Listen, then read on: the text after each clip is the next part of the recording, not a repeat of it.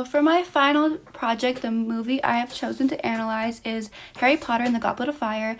And the relationship I'm going to look at is Ron Weasley and Harry Potter and their longtime friendship and the conflict they face for the first time in this film. And you can watch it on Crave TV, but if you don't have that, I'm going to link the YouTube below with all the timestamps, so look out for that, and I hope you enjoy the video.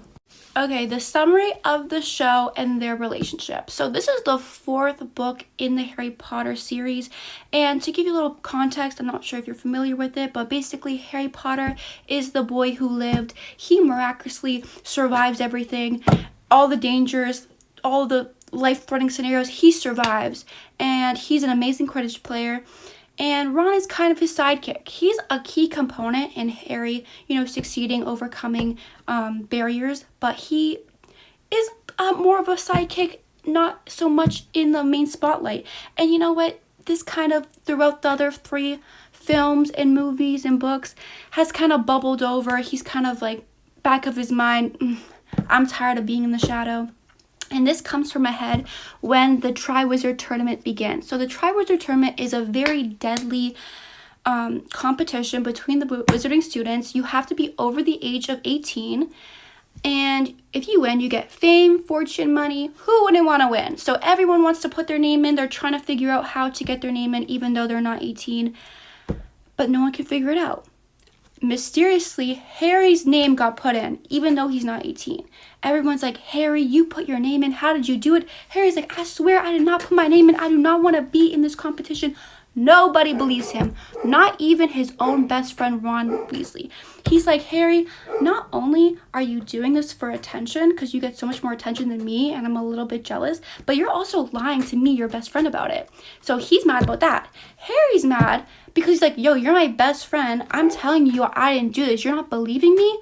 So that's where the tension is coming from. The first scene I'm going to analyze is when his name is pulled from the goblet. So remember I told you his name got in? Yeah, it was also pulled out. So he was chosen to participate.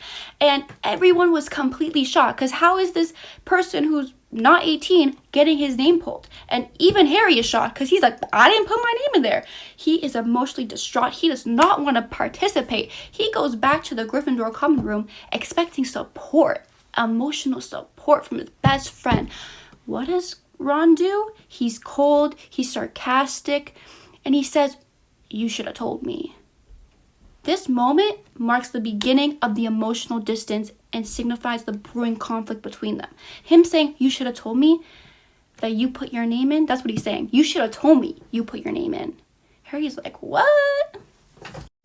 The second scene is continuing in the dormitory.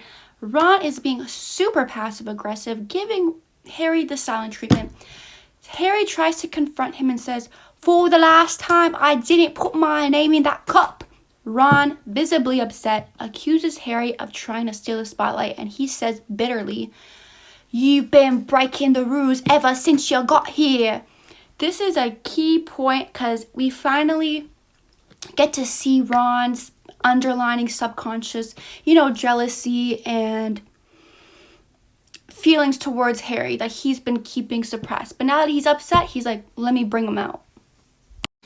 The last scene is the second task in the tournament. Harry wins for being a hero and saving a bunch of people. He wins that part of the tournament.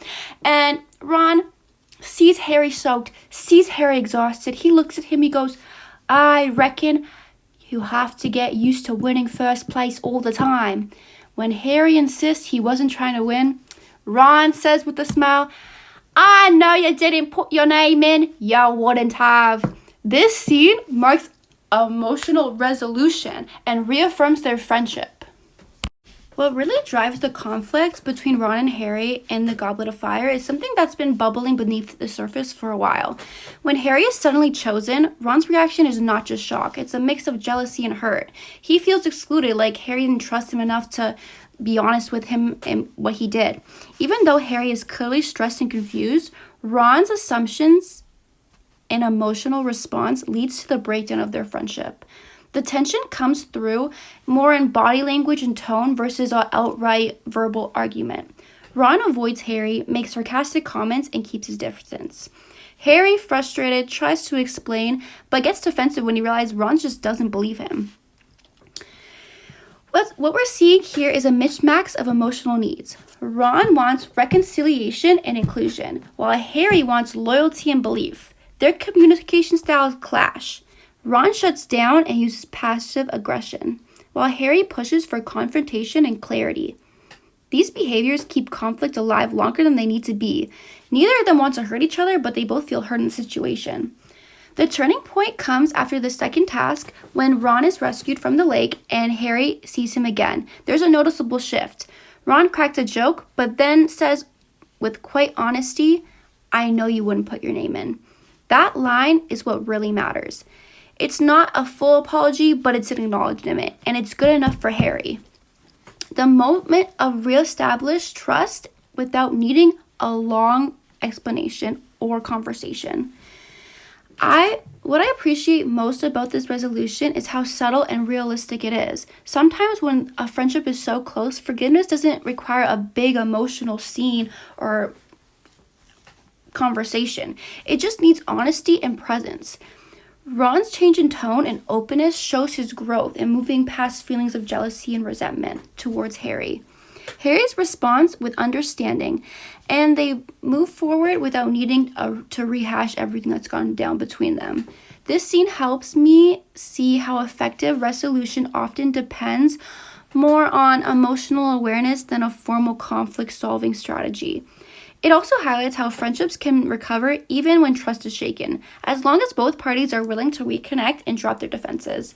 Their story reflects how interpersonal communication isn't always perfect, but it's repairable when they both care about each other. Thank you so much for listening to my presentation. I hope you enjoyed, and I hope you have an amazing summer. Hello.